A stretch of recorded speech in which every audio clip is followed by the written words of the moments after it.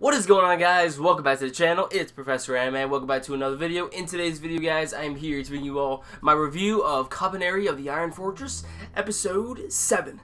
So let's get this started. So in this week's episode of Kabaneri of the Iron Fortress, we pretty much have an episode that is dedicated for our characters to pretty much settle down, wind out, and pretty much, just get away from all the madness that is happening in the outside world, aka get away from the Kabaneri. And probably many people are going to suggest that this was very slice of life-esque sort of episode and also very slow paced. And you know what? I'm going to have to agree. However, it all boils down to your enjoyment value of this episode. While I did think that it was a very slow paced sort of episode, we actually needed this episode because with the past episodes that we have gotten of Kabaneri the Iron Fortress, the past 6 episodes, it's just pretty much just been battling it out against the Kabaneri and trying to outrun them. And now we finally get an episode that is dedicated for our characters to finally take a breather and also give us a chance to breathe and, try to, learn more about our characters, understand them, see the development that have gone through, and,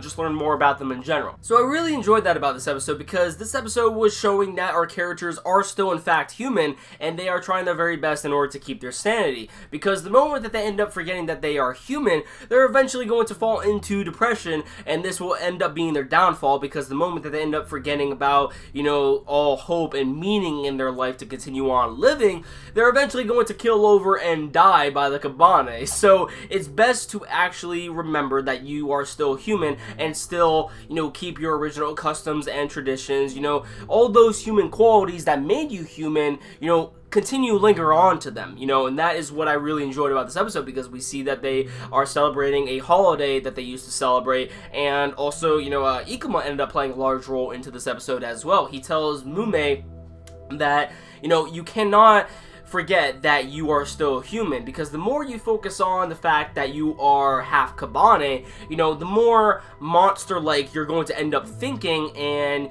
this will eventually end up getting you killed. You have to remember that you are still human, and, to hold on to the things that made you human. You cannot think that you are some sort of monster and just like an object for war or something like that. And he also tells this to the other characters that were on the train, dream big, hope for the best, don't just, be settled with the fact that you just want to continue on living in this world, aim higher, aim goals that you have had and dreams that you have had since a child, or, just new goals in general that you want to have for a world that will eventually be ridden with all the Kabaneri and, a more peaceful world at that. So I really liked how Ikuma tried to motivate all the characters within this episode to aim bigger, hope for the best, finding meaning in their life, still lingering on to those human-like qualities that they once had.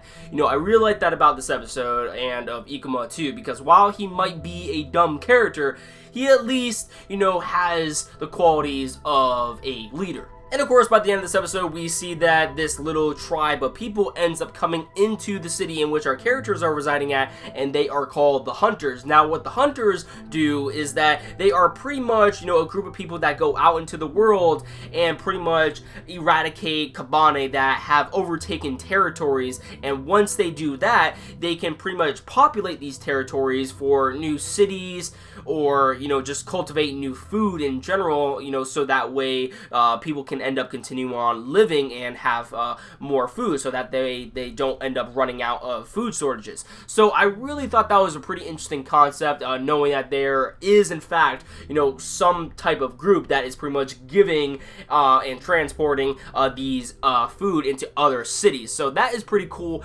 And we also come to find out at the end of this episode that the leader of this little group that arrived in this city where our characters are residing at is actually the brother of Mume.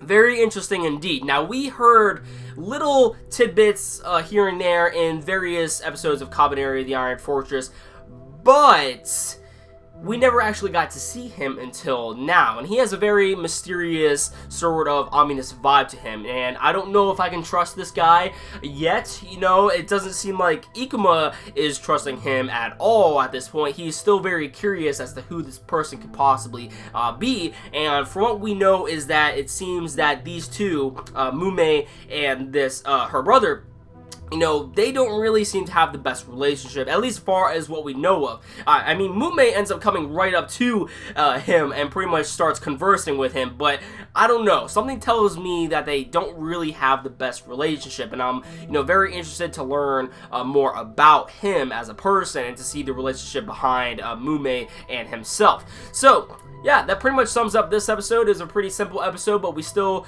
you know, had some very interesting little details that was sprinkled about in this episode. So yeah, let me know in the comments down below on what you thought about this episode of Kabaneri of the Iron Fortress. And of course, if you like this video, don't forget to drop a like. It always helps out the channel. And if you want to stick up to date to my future content on this channel, please hit that red subscribe button below, and you will never miss a video from me. That about does it for this video, guys. Love you all, and I'll catch you all in the next one. Peace.